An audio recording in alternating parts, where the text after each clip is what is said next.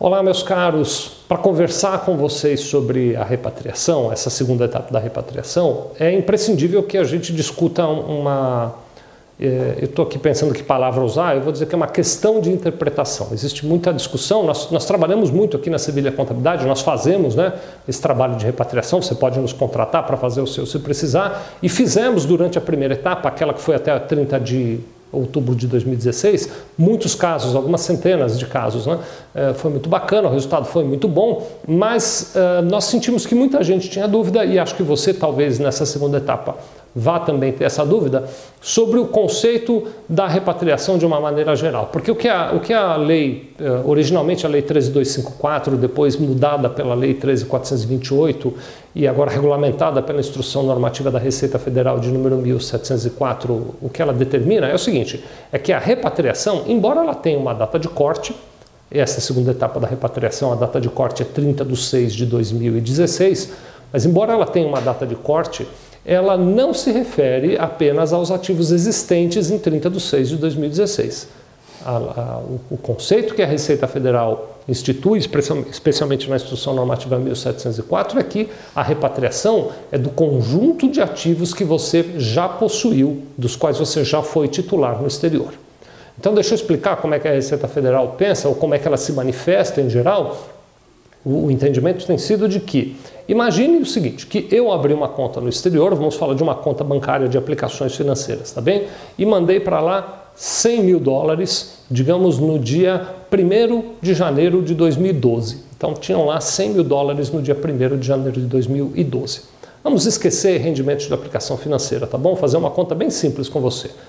Eu tinha 100 mil dólares no dia 1º de janeiro de 2012, quando eu vou olhar meu extrato no dia 30 de junho, no dia 30/6/2016, que é a data de corte prevista nessa segunda etapa de repatriação, eu já não tenho mais 100 mil dólares. Digamos que eu tenha naquela conta 80 mil dólares.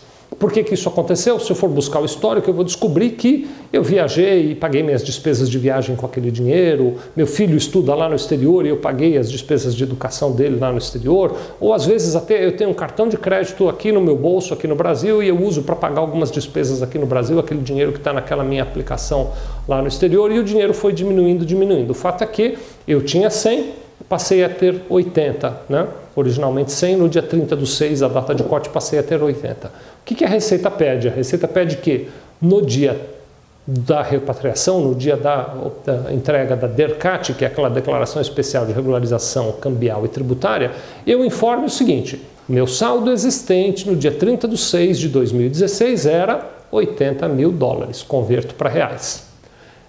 E o saldo inexistente no dia 30/6/2016 era 20 mil dólares, converto para reais.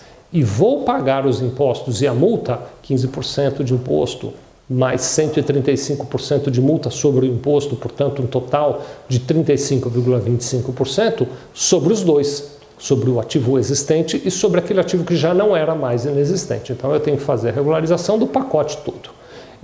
Isso foi chamado, na época da primeira etapa de repatriação, você deve ter ouvido isso, de foto ou filme. Então a foto é a posição no dia 30/6/2016 e o filme eu olho para trás e vou descobrir toda a movimentação. Havia também, e ainda existe, uma discussão grande ou uma dúvida grande em relação a quanto tempo, então, também. Se eu quiser fazer o filme, eu tenho que olhar para trás até quando? Até 1900? Qual é o período que eu vou voltar para trás? Do ponto de vista tributário, eu tenho que voltar 5 anos.